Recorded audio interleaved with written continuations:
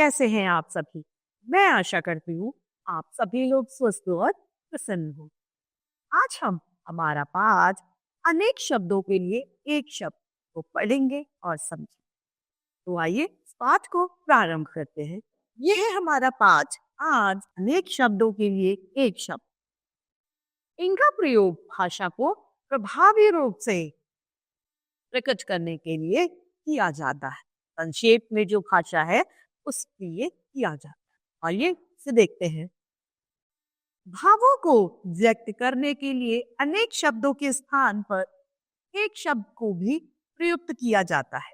इससे भाषा में संक्षिप्तता और सुंदरता आ जाती है। इनका प्रयोग भाषा को छोटी करने और सुंदर करने के लिए किया जाता है। नष्ट होने वाला, जो नष्ट हो जाएगा उसे क्या कहेंगे? नश्वर। ये इतने सारे शब्दों के लिए एक शब्द है। इसी तरीके से अनेक शब्द और एक शब्द के यहाँ पर उदाहरण दिए हैं हमें। पहला है पीछे चलने वाला, अनुचर। दूसरा, जिसकी सबसे आगे गणना की जाए, अग्रगण्यनीय, अर्थात आगे गिनने जाने वाला।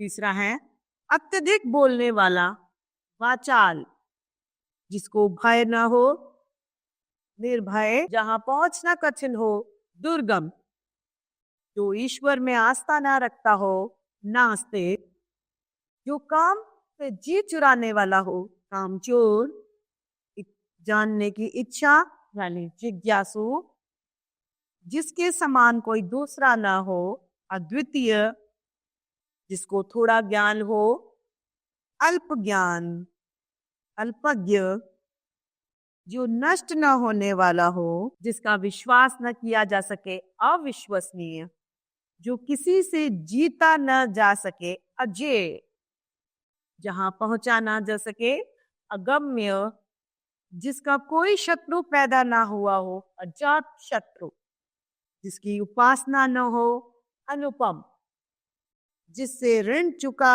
दिया हो, उर्ऋण, जो धन का दुरुपयोग करे, अपव्यय, जो संभव ना हो सके, असंभव, जिसमें दया ना हो, निर्दयी। इसी तरीके से आगे है निरीक्षण करने वाला, निरीक्षक, प्रिय बोलने वाली स्त्री, प्रियवंदा, आंखों के सामने होने वाला, प्रत्यक्ष, जो उत्तर न दे सके, निरुत्तर, दूर से बात सोचने वाला, दूरदर्शी, जिसकी आचरण बहुत बुरा हो, दुराचरी, जिसके व्यवहार बहुत बुरे हो, तो दुराचरी कहते हैं।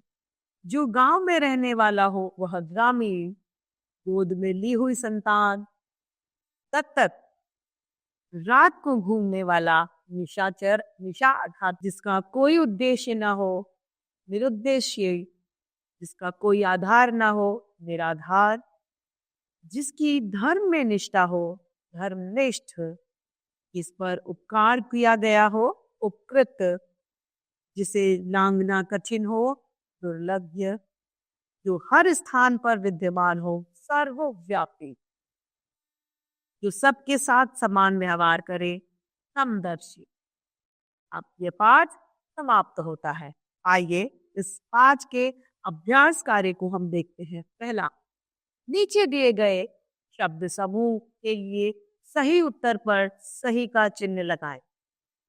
जिसको भय न हो वह निर्भय है, निडर है या समय है वह निडर है।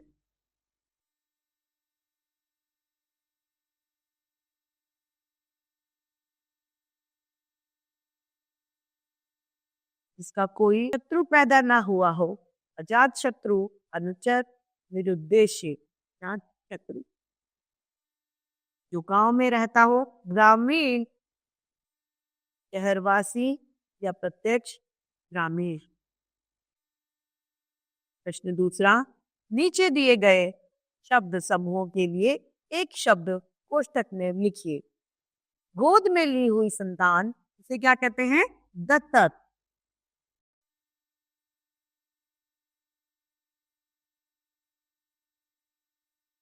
जिसका कोई उद्देश्य ना हो, निरुद्देश्य।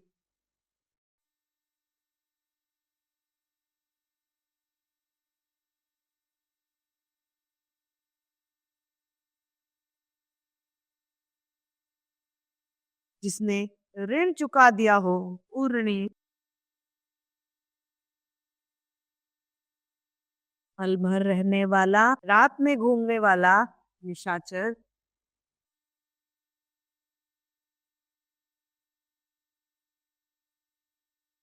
जिसकी धर्म में निष्ठा हो, धर्मनिष्ठ।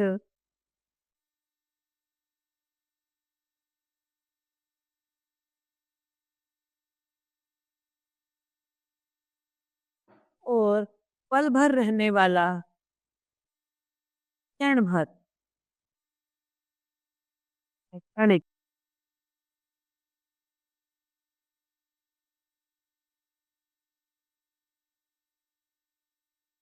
तो इस तरीके से हमारा यह पाठ समाप्त होता है।